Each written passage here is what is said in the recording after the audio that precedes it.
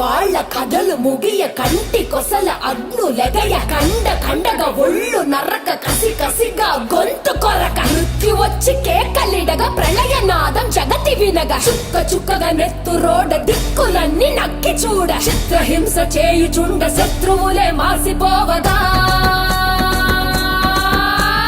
విలయ ప్రళయమూర్తి వచ్చింది ఇదే కాంచన